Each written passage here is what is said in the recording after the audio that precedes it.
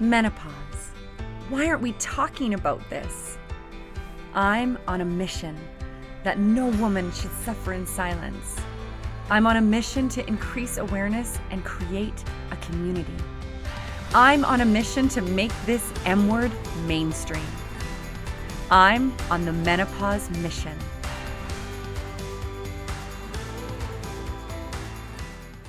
In what felt like a very short amount of time, my body changed drastically to a point where I feel like I didn't recognize myself in the mirror.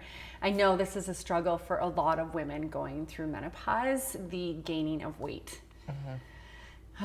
Taylor, you are a personal fitness trainer. You work with women often, dealing and combating a lot of these things. What are some of the things that you start with? So some of the things that I start with, usually a good indication when I'm working with my clients. So my background is that I'm MedFit certified. So I'm a health and wellness specialist with menopause. So it goes from the physical all the way to the mental aspect. So the biggest thing is like women start to notice that they're finding themselves impatient, short-tempered, like what is happening to me mentally? I don't feel like myself. And then from that, the stages come. And then it's like all of a sudden, the same routines just don't work for them anymore. And that's exactly what you were saying. Hey, tell me a bit about your routine.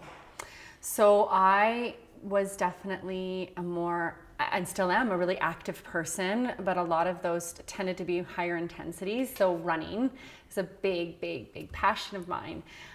When I went through this transition through this last year and a half or so, I found that I was doing the same things that weren't having the same results. So I could go for that extra run, I can go for that extra mile, and I was still gaining really specifically tummy weight where I had never had that before. I was usually running pretty lean, pretty mean, kind of burning machine.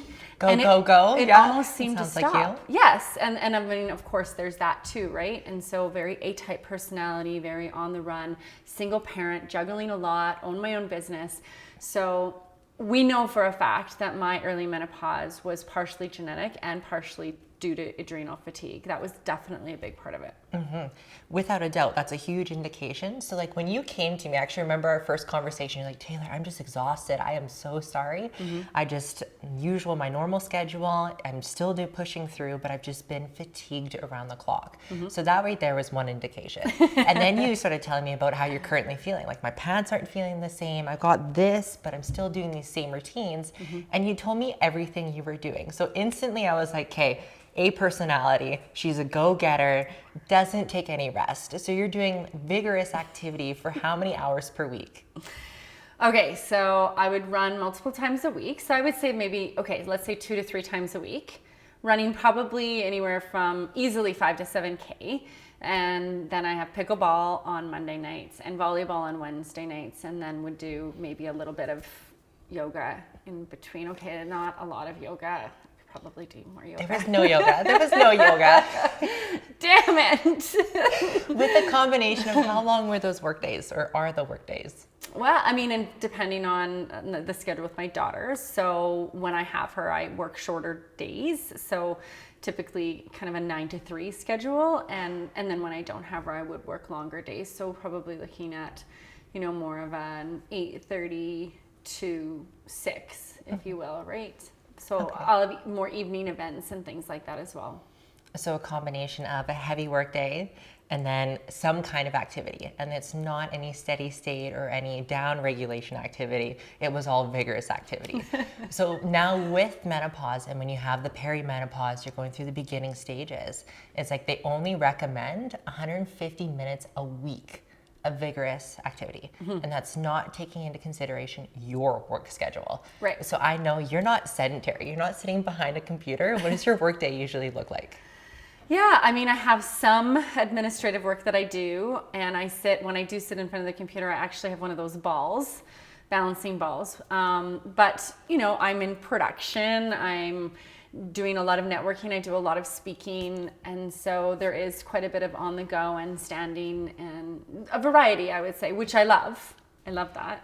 which some people would classify that as vigorous activity. Oh. So on top of the sports and the running that you're partaking in, right? So then as soon as we were having that conversation, the gears were just clicking for me. I was like, okay, I now know what approach to have with you. So now knowing that you are a go, go, go throughout the day, type A personality, you're gonna get it done even if the hours in the day runs out. We knew that we needed to down-regulate you. So it was more steady state running. Instead of going for the 5 to 7 kilometers, maybe let's go for a nice walk. Maybe let's slow things down, focus on deep diaphragm breathing, put in your favorite tunes, and enjoy yourself instead of pushing yourself, right? Really balancing that out, right? Adding more yoga into the routine as well, right? Okay. So now when you go through menopause or the perimenopause, your hormones, on a roller coaster, right? So when you do the vigorous activities like that, what do you think it's doing to your hormones? I don't know, Taylor, tell me. Well, if you're already peaking here with stress levels, when you do vigorous activities, it actually takes that stress level even higher, right? So good, healthy stress from workouts within moderation is what you need to be focusing on. Right. So now that was our approach, was now just introducing more down regulation and slowing things down for you. So when I went to my naturopath, who was the first person that I went to out of desperation through this transition, he was talking about cortisol. So being that I am high intensity, my cortisol was past the point of being really high. It actually flatlined, which had contributed to me going into transition earlier. Yeah. So now with that is that knowing when you are going through menopause or perimenopause, my apologies, your hormones are going like this. So now knowing that you were an A personality, you were go, go, go, you're functioning here. So when you're functioning at go, go, go all the time, where do you think that is in correlation to your cortisol levels? Yeah, it's going to be higher. Boop, boop. And then when you do a vigorous activity, so there's healthy cortisol that your body produces when you do vigorous activity, but it's only healthy if it's within moderation and then with a combination of that down regulation. So you're already functioning here and you're pushing yourself here. But then where's that recovery time? It's like you're waking up the next day and you're still functioning here. So the cortisol levels are here, right? And then you do more vigorous activity in here. So that's exactly what happened. There was that buildup, but there was never any down regulation to naturally let them settle, right? So that's kind of what happened there. And so high cortisol can also contribute then to belly fat, can it not? Correct. Okay. So now when you are at a high cortisol level for long periods of time, it actually starts to have a negative effect on your body and your hormones and everything else. So that's where the adrenal fatigue comes in. Yeah. And so that was the after effect that you were really feeling in your body, is like when you were exhausted and you felt like you were burnout, that was what was taking place in your body on a hormonal level. Right. Yeah. So going for that extra run or going for that extra mile on the run or whatever that looked like could have actually been contributing to my body storing or retaining more fat due to high cortisol levels. Without a doubt. So now pushing yourself to do more when your body's screaming at you to do less. That would be the approach I take. It's like usually when you're not going through perimenopause and your body's tired, you're able to push through that, go for that run. But now with the hormone shifts like that, it's more so listening to what your body needs. So when you were exhausted like that after working, hey, maybe a 10-hour day, what should have happened, what we are working towards is the down regulation. Like it's okay to relax and go into that yoga or that meditative state to help balance everything for yourself. Okay. And just find that balance, if that makes sense. So now what they say through MedFit, one of the doctors actually ran that course, and what she was actually recommending was a weekly basis. Do not exceed 150 minutes of vigorous activity when you're in the perimenopause or within the menopause. Right. So that way it just keeps the cortisol levels within check, and then it doesn't make you receptive for that adrenal fatigue or that burnout is what you experience yourself. I'm post-menopausal now. So we're fully talking- menopause. Yep. It's been a full year. You're now 2 years actually. So what has happened to me and why I saw such a crash is not only was I in that adrenal fatigue, but my estrogen and progesterone also came right down, right? And so that impacted the brain, that impacted so many different things. What could I be doing when I am in this state, rather than the run or rather than high intensity aerobics or exercises other than yoga. Yeah. So now you could do the yoga, which is amazing. You could do meditation, but then you can do things like, hey, what about swimming? Like, let's go get some low impact on the body, just get some movement going, right? Little things like that. You could go into, they have like the high pace yoga classes now. So not so much complete yoga, but it's at a little bit of a higher pace. You do more steady state. So like I said, instead of going for that 5-7 kilometer run, toss in your favorite headphones, your favorite tunes, go and actually enjoy the blue skies, enjoy the tunes, and don't let that heart rate come up too much. But you still get the mental effects. You'll still get the dopamine and the chemical releasements in the brain. Right. Yeah. And then of course, what we worked on together, which is weight training.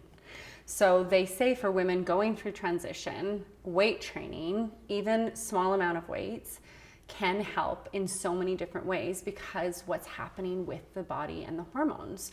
So when you're losing your estrogen, something else happens as well to your muscle and your bones, right? Yep, without a doubt. So now that weight training and the circuit training would be the two recommendations that are non-negotiable for ladies that are going through menopause, but they would be included within that vigorous activity. So like within that 50 minutes per week, they're definitely vigorous activity. Okay. But without a doubt. So it's actually even more recommended by doctors that women going through menopause do weight training. Okay. So what happens when you do lose estrogen in the joints is that they become weak, right? They aren't as lubricated. Yep. And now if you don't have any muscle protecting those joints, what happens? Or you're more receptive to when you fall.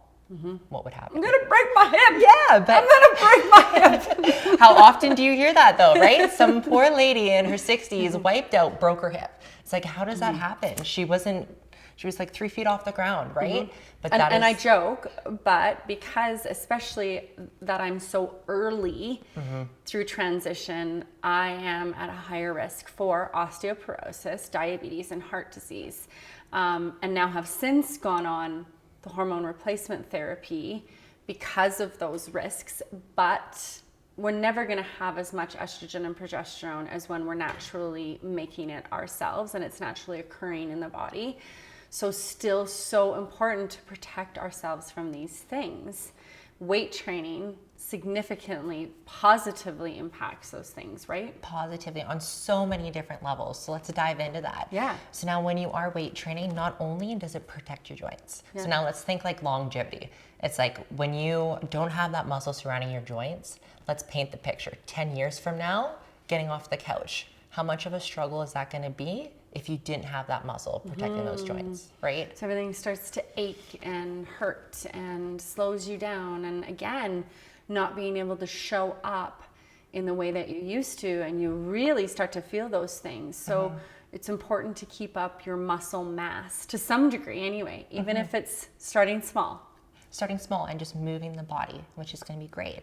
But now let's look at the mental aspect with that as well. It's like 10 years from now when you're struggling to get off the couch, how else is that going to affect you? Right? Not great, right? Especially as a business owner, you need to make sure that you are on top of everything. Yep. So now that's when, as a personal trainer and a health and wellness coach, we introduce the weightlifting. It's going to help secure your joints, minimize future or current aches and pains, but also the more muscle mass you have, the higher your metabolic rate will be as well, right? So you were telling me you were gaining weight around the midsection. That's a good indication, cortisol levels, but also like the more muscle mass you have, the higher the metabolic rate. So guess what you're gonna do with your calories? The more calories you're gonna burn as well. Burning it off, you're burning it. Right, so it's like a win-win situation. Why should I work out? Well, here you go. You want weight loss and you wanna protect yourself. Boom.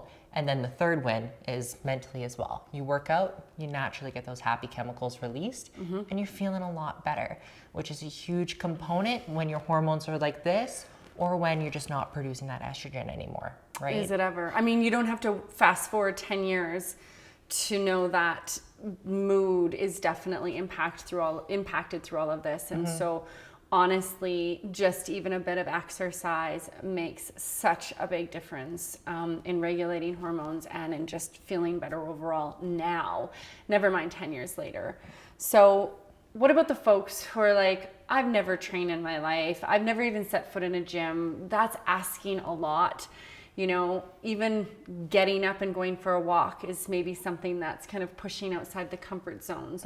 What are some things that one can be doing at home? Like I've seen cans of corn right? I mean, I don't think you need to kind of jump into a full gym routine if that's something that's way out of your comfort zone, right? Without a doubt. And you want to know what? Actually, experimenting during COVID.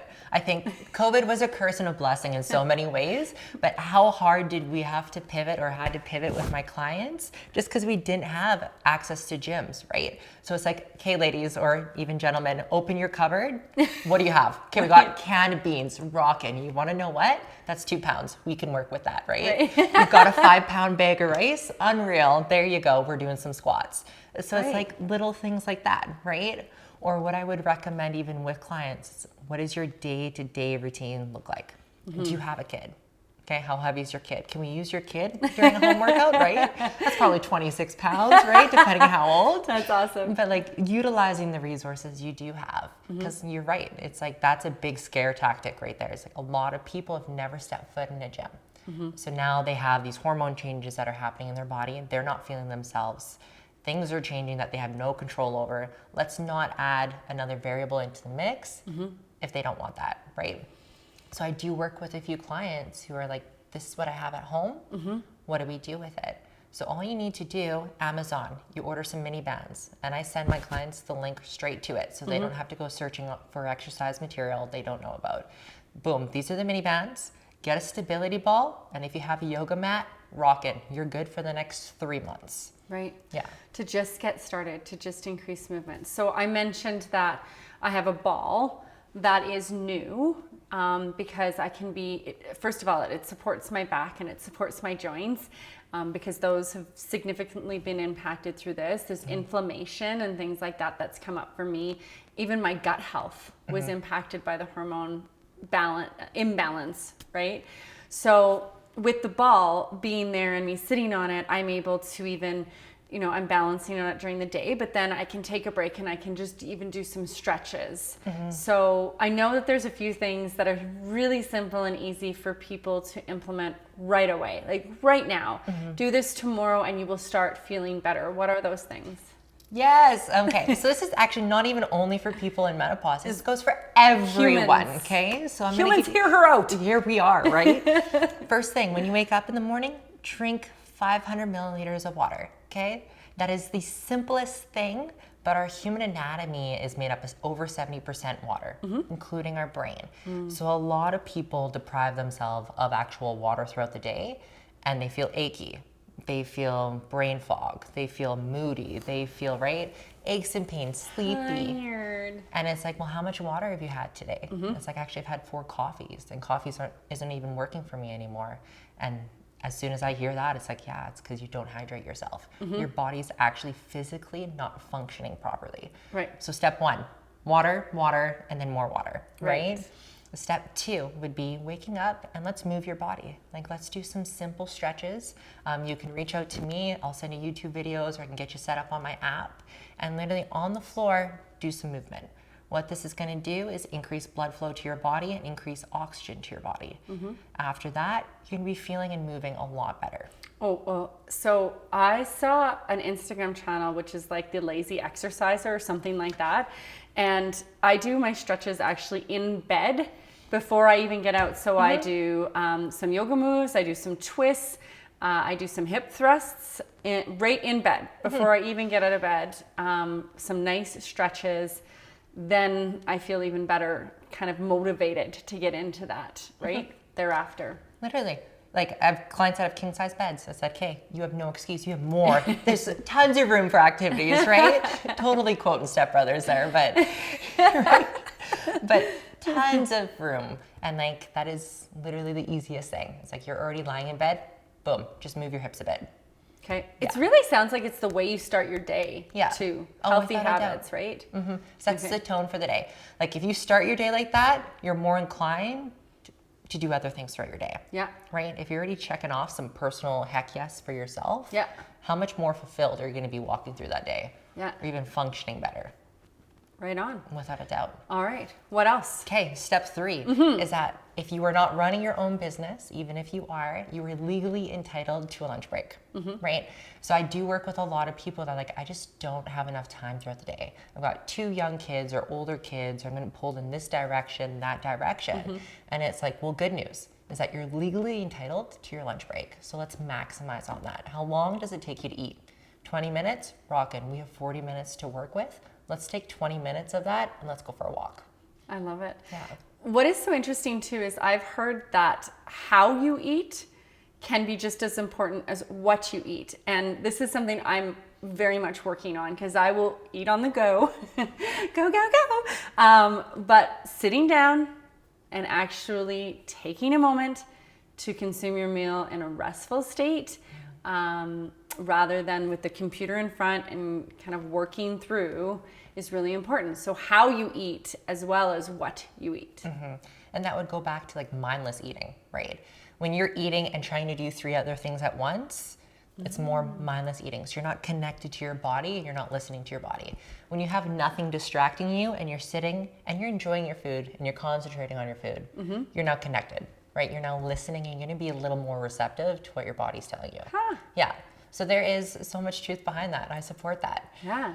So that's another one. We could go step 4, mindful eating. Yeah, definitely. So mindful eating, taking the break at lunch, drinking the water, a little bit of movement, especially right on the top of the day. Let's go number 5, quality foods. Okay. So not only how you eat, but what you eat. Right. So quality foods. So now when you eat, it affects everything. It affects your moods, it affects how your body runs, your bowel movements, you name it. All of those components. So let's say, Jess, you've got 20 minutes to have lunch, and we stopped and you got a McDonald's burger. How do you think you're feeling for the rest of the day? Oh, right back to this. Right back to that, right? How do you think you're feeling the next day when you wake up? Oh, right back to this. Literally, right? So now let's change that up and let's say, hey, we went and we got a salad. Okay, we got some chicken breast on there, maybe some light feta, so it was a bit of dairy. How are you feeling for the rest of the day? Definitely much better. Much better. How do you feel the next day when you wake up? Much better, Taylor. Much better. Hell yeah, right? So now having the salad, the quality foods in your body is going to determine how everything's running. So I highly recommend that as well. And I think that there are a lot more options out there to be able to access higher quality of foods, rather than kind of going for the bun and meat version, whatever that looks like, or the starches and the carbohydrates and such. Just really increasing your vegetable content and your protein content. There are many, many more even quick options, right? You have your Freshies or your different stores that have the bowls or the options. The options are out there way more than they used to be. Oh, without a doubt. Like the past 5 years, it's booming. Like if you want to go get a gluten-free option, chances are every place you stop has 3 to 4 different options, or at least 2, right? Right. So that is a huge one. Taylor, you have a wealth of information. You have been passionate and immersed in this for many, many years. What's your background? Yeah, my background. So now, how did Mind and Body by Temple come about? So I think it's been engraved in me from a very, very young age. So I grew up watching my mom at a very young age. She went through a very traumatic divorce. And at a young age, I watched her life kind of just fall apart. Absolutely heartbreaking. But it was like she didn't take care of herself. And I watched all the pieces to her puzzle kind of just fall apart. And as a young child, you try to help someone so much. But you can only help someone as much as they want to help themselves, right? So instead of having her as a role model, this is what I should be, it was like, this is what I don't want to happen, right? I don't ever want to put myself or anyone around me in that position. So you learn really quick how to take care of yourself, right? It's like, I don't want to feel that way, so what do you do to prevent feeling that way? So from a very young age, it was engraved in me. From there, we just wanted to help people, got into personal training, started taking on clients, how fulfilling it is being able to help someone change the dynamic of their day, their week, let alone of their year, right? When you have someone come to you and like, you're actually the highlight of my week, that does something to you, right? So from there, moved into the corporate side of things, started as a personal trainer there, For 6 months, was awarded top 9 personal trainers in Edmonton. Hey. The only female. Boop, boop. From there, shortly after, was promoted into management, took over my first club, turned that one around, and then actually was promoted to the biggest club that we have in the city.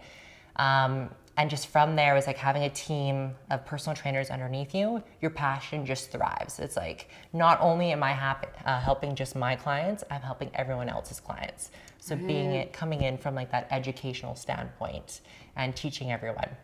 So that was huge. We had about 15 personal trainers. We were top in Western Canada, and then COVID hit.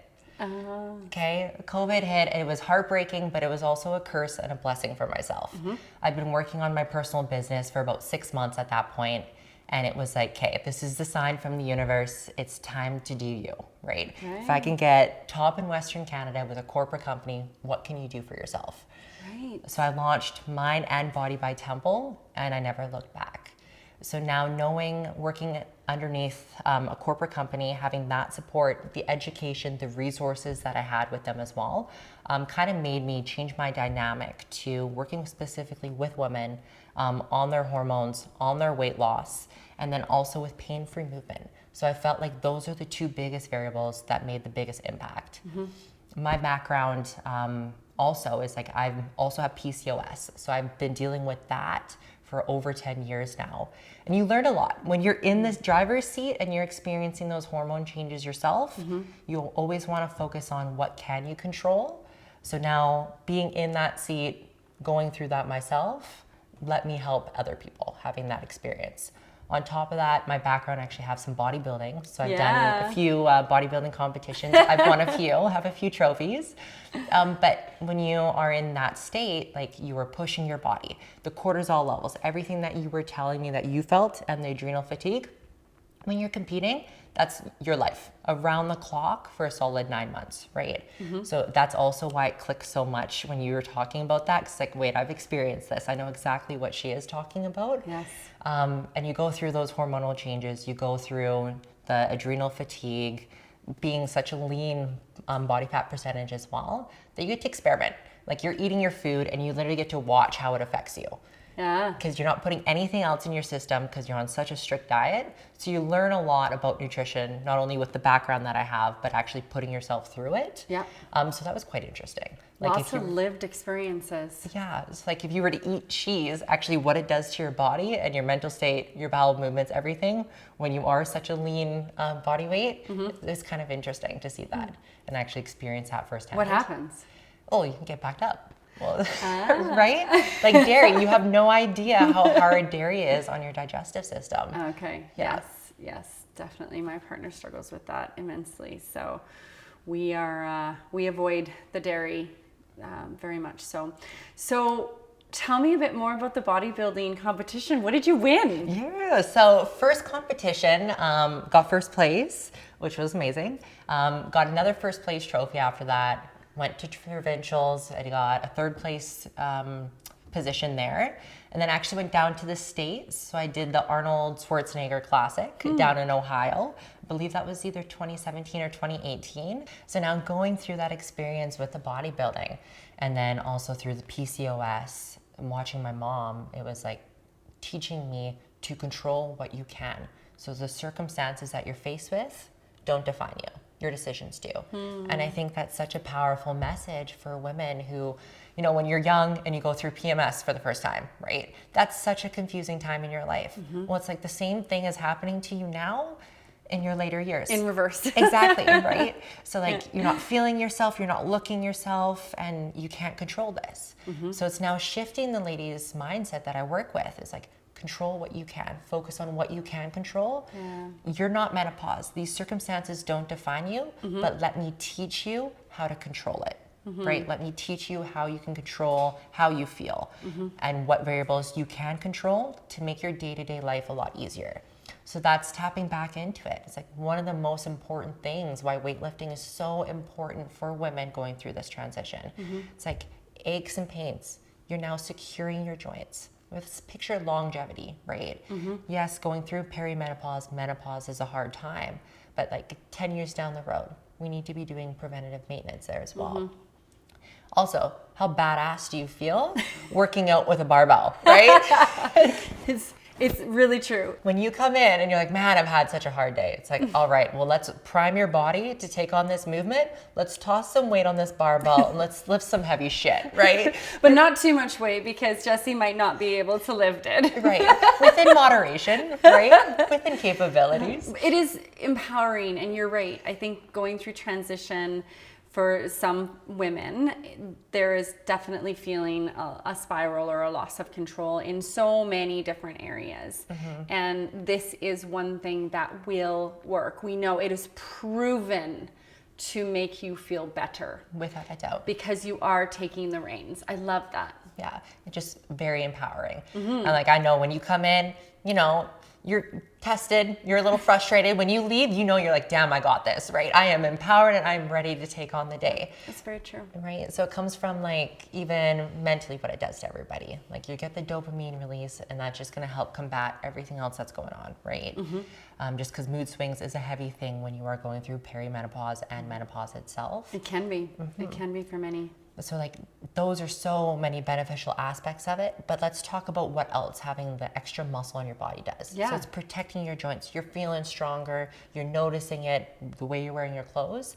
But the more muscle you have, the higher your metabolic rate's going to be. Right. So the higher calories you're going to burn. Right. More calories burned. Exactly. While you're sitting. Even when you're sitting, right? Right. It's just because your body's going to need so much more to fuel those muscles. Right. So now that's going to correspond with weight loss. Right. It's like everything that we were working towards when you had your A-type schedule, lots of vigorous activity. Let's focus on the weightlifting itself, developing that muscle, because it's going to support the metabolism. It's going to help, you know, kickstart it again. And that way we can now touch base on nutrition. Something that happens during menopause as well is blood sugar levels. So insulin is also impacted. Tell me a bit about that. Yeah, so when your hormones are going like this, it affects everything. Let's just be honest with that. It's not just the insulin, it is the whole 9 yards that is getting affected with that, right?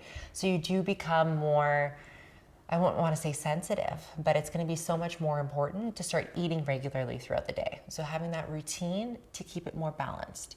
Because I know being an A personality, and please correct me if I am wrong, when you well, eat, that's established. is that you usually go. So back when, how many times per day were you eating? Yeah, I'm a bit of a unique situation in that I get very hangry, and so I have healthy snacks in my car, I have healthy snacks at my office, I have healthy snacks at home, I have things to reach for and grab for, because I actually have to. Because even prior to menopause and going through this experience, I would notice that it definitely impacted me deeply. That being said, since going through this experience, even more so, without question, even more so. So the hunger will come in, and it's very, very strong. And then sometimes I won't feel like eating at all, or I wouldn't have felt like eating at all. So I think it's even more important to keep that balanced or keep that steady. So what are some tips you would give in regards to nutrition, in regards to that specifically? Yeah, so what I would recommend is like the more balanced your insulin's going to be and your blood sugar levels are going to be, the better you're just going to think, the better you're going to move, the better the quality of the day is going to be, right? So what I always recommend, exactly what you said, have those quick and convenient snacks readily available. And I'm not saying, hey, have a steak and potato in your bed, like in your drawer at the office. No, like something that is like a handful of dark chocolate almonds. Have a protein bar, have some vegetables, maybe a piece of fruit, something like that, that is quick and convenient, readily available, and try to eat every 2.5, 3 hours, just to maintain that balance. Are there certain food combos that work better? Like I've heard, you can have peanut butter and you can have apple, but it's actually better to have apple with peanut butter. Do you know something like that? Are there some food combo suggestions for snacks that work well to keep your blood sugar level balanced and also your metabolism going? So I would say that's probably more of like acidity, stomach acidity for like the apple, and say like a piece of cheese or something like that to balance out the pH scale. Yeah. But I would say definitely macros, right? Is like, how do you build muscle? What do you fuel your muscle with? Protein. Okay. So trying to make sure that protein is a priority when you are eating throughout the day as well.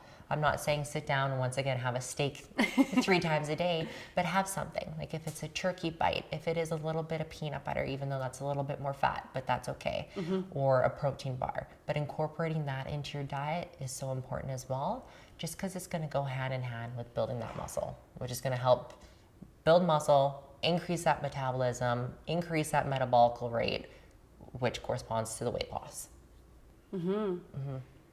All of the building blocks. Funny how that works, hey?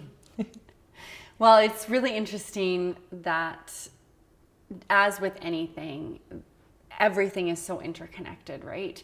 And so with that loss of estrogen, and estrogen being such an incredibly important part in women's health, it just starts to impact the whole thing, from the inside and out, right? Everything. I had no idea. What I was about to embark on.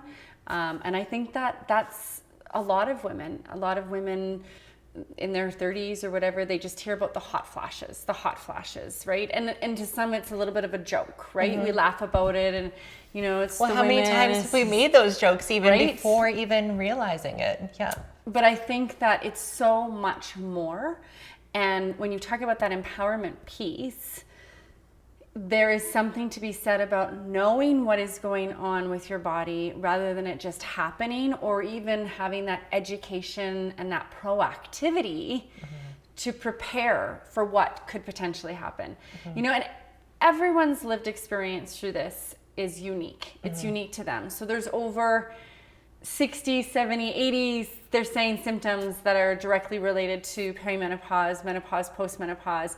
You may experience those in different times through those phases, and everybody's experience is unique. But what we're trying to do is create education so that you know that you may embark on this, or this may affect you. And here are some things that you can do to take your power back. Without a doubt. And I think that's amazing. This whole series in this documentary, it's like, I've never heard of anything like this, and like this is a huge issue that every single woman faces in their life. So why has there not been more awareness around that? So I think it's amazing that you're stepping up to the plate and being like, no, I'm putting my heart on my sleeve. This is my experience. Some of you will relate to it, if not all of it, bits and pieces of it, because it's so true. It's like women don't know how to properly take care of themselves, or there's not much support when it comes to the menopause experience, really is what I'm going to call that. And it's because it wasn't talked about. No. It was one of those things, just like periods, that was super hush-hush, that was, you keep it discreet, it's not ladylike, there's all of these different phrases, put your big girl panties on, just deal with it. And that's what was done. Yeah. That's what was done. So what is interesting is that these stories are starting to come out, and I think that it would be really great to actually connect with even more elderly women and postmenopausal women to actually bring some of those stories into light, because they haven't been heard. No. And they were silenced. It was all silenced for quite some time. And as we have more and more of these conversations, it just continues to give permission to other women to talk openly about this. Right? That's how we're making this M word mainstream. Well, I think that's amazing, because like now they recognize in the early stages of the perimenopause or the menopause, instead of probably experiencing it for 10 years without actually realizing what the hell's going on with their body, right? Like you said, the hush hush.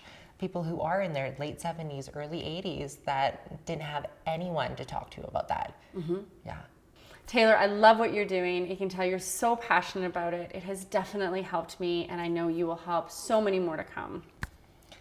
Thank you for trusting me, working with me. I love what I do. I'm very passionate about it, and I can't wait to help create more awareness around this and help more women moving forward.